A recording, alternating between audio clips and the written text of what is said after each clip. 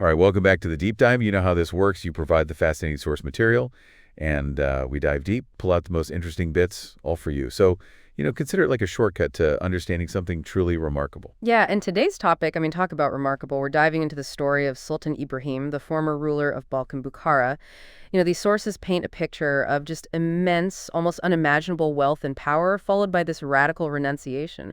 Really makes you think, huh? It really does. We've got excerpts detailing his life, this transformation, and it's quite the story. We're talking about a king who had, get this, 16,000 queens. 16,000. That's mind-boggling. Right, and it gets wilder. He also had 1.8 billion horses and a treasure worth billions in today's money.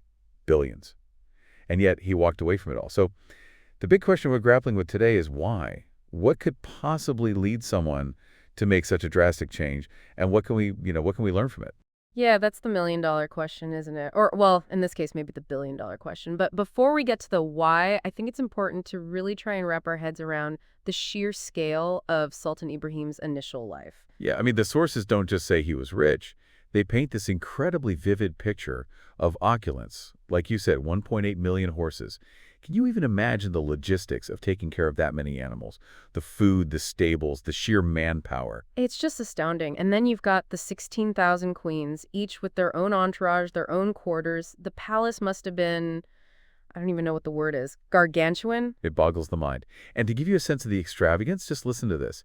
His sandals were reportedly adorned with gems worth 2.5 lakh gold coins. That's just his sandals.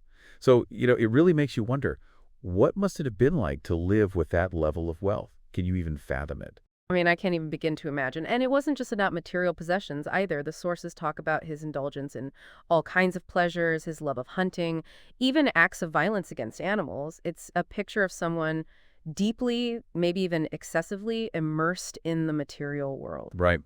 And then comes this incredible shift, and this is where Kabir Sahib enters the picture. Now, he's referred to as Allah Akbar in the sources, sometimes appearing in disguise as Jinda Baba or Al-Hidr. And he's presented as the catalyst, the one who sets Ibrahim on a completely different path. Yeah, a kind of divine intervention almost. And what's interesting is that the sources suggest Kabir Sahib made repeated attempts to guide the Sultan, to kind of shake him out of his worldview. Right. And one of the most striking stories is about the imprisoned saints.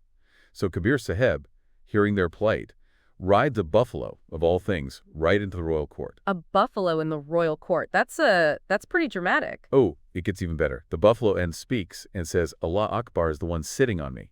Can you imagine the Sultan's reaction? I bet he was speechless. A talking buffalo declaring God's presence right there in his court. Talk about a challenge to his authority. Exactly. And of course, the immediate result is that Ibrahim releases the saints. It's a clear demonstration of a power that's beyond his own, right? Absolutely. And it really sets the stage for what comes next. Then there's this rooftop encounter. It's the middle of the night, and Kabir Sahib, disguised as a simple camel herder, starts banging on the palace roof, claiming to be looking for his lost A camel. lost camel on the roof. That's quite the image. It is, right? And of course, the Sultan is completely incredulous. But Kabir Sahib uses this absurd situation to make a powerful point. He basically says, just like you won't find a camel on a roof, you won't find the divine on a throne surrounded by luxury. True spiritual connection is found elsewhere, among the saints, among those who are devoted. And then, just like that, he disappears. Poof. Gone. And it leaves Ibrahim with a lot to think about, right? It's a pretty clear analogy about looking for fulfillment in the wrong places. Absolutely. But perhaps the most impactful story, the one that really seems to shake Ibrahim to his core, is the one about the weeping sultan and the talking dog. So Ibrahim is in this state of deep distress, and this incredibly disturbing figure appears. A talking dog covered in worms. A talking dog covered in worms. That's pretty disturbing. It's a pretty intense image, right? And this dog reveals itself to be a former king, now suffering the consequences of his past actions, his karma. He warns Ibrahim that if he stays attached to his kingdom and all its pleasures, he'll meet a similar fate. Oh, wow. So, like a cautionary tale. Exactly, and this seems to be the breaking point for Ibrahim. The source explicitly states that this encounter broke his attachment to worldly affairs. It's like this visceral realization that all his wealth and power won't save him from the consequences of his actions. The concept of karma, the idea that actions have repercussions, is really driven home here. So what does he do? He leaves, walks away from it all. The sources describe him leaving the palace in incredibly humble attire, face covered in black ink, wrapped in a simple shawl with just a pillow, a pot, and a thin mattress. It's like a complete stripping away of his former identity. It really is. And what's interesting is how he sheds even those few possessions. He sees a poor man sleeping peacefully on a stone and discards his pillow and mattress, realizing he doesn't even need that level of comfort. Then he sees someone drinking water with their hands and gives up his pot, understanding that nature provides what's truly necessary. It's a journey towards complete simplicity, you know? Wow.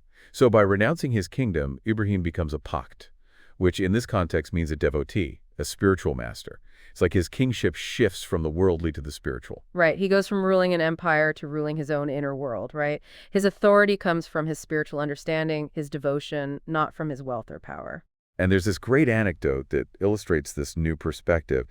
Ibrahim is taking shelter from the rain and overhears a poor couple talking.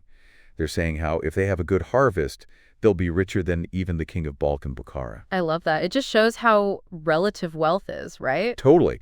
And Ibrahim reveals himself and tells them to focus on devotion, not just on chasing material wealth. It's a powerful moment. It is. And then there's the verse attributed to Ibrahim, the one that really sums up his transformation. The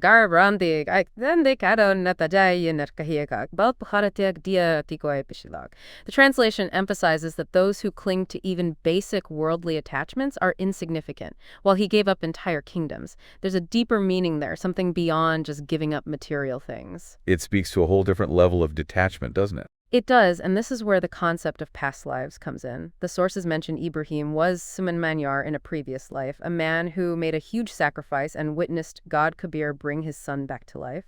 And he was also King Nashirwan, who was made to donate his entire treasure.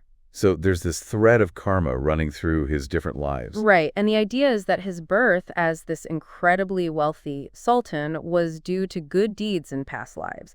But because he wasn't devoted, Kabir Saheb had to intervene to guide him toward liberations, toward moksha.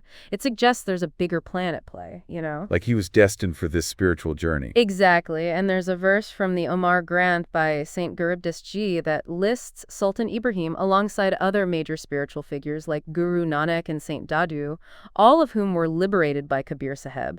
It puts Ibrahim's story in this larger context of spiritual awakening. So it's not just a personal journey, it's part of something bigger. Right, and ultimately what we see is this incredible transformation from a king obsessed with worldly power to a spiritual king who finds true liberation in devotion. Yeah, so as you've heard this story of Sultan Ibrahim's incredible journey, unbelievable wealth and power to complete renunciation, what stands out to you? I mean, for me, it's this powerful message about the possibility of change, of completely shifting your priorities no matter where you start in life. It makes you question what a fulfilling life really means, right? We might not have kingdoms and millions of horses, but we all have things we cling to, things we think define us. Yeah, absolutely. And that brings up a really interesting question for you to ponder. What if true strength isn't about holding on to things, but about letting go? What throne are you clinging to? Maybe it's not a literal throne, but a belief, a status, a possession, something you think you need to be happy or secure. Sultan Ibrahim's story challenges us to think about what we might need to release in order to find true peace and meaning, you know? It really does. Well, folks, that's our deep dive into the fascinating world of Sultan Ibrahim. I don't know about you, but I'm definitely going to be thinking about this one for a while. Thanks for joining us, and be sure to check back for our next deep dive into who knows what fascinating topic you'll send our way next. Until then, keep exploring. Keep questioning. And keep diving deep. See you next time.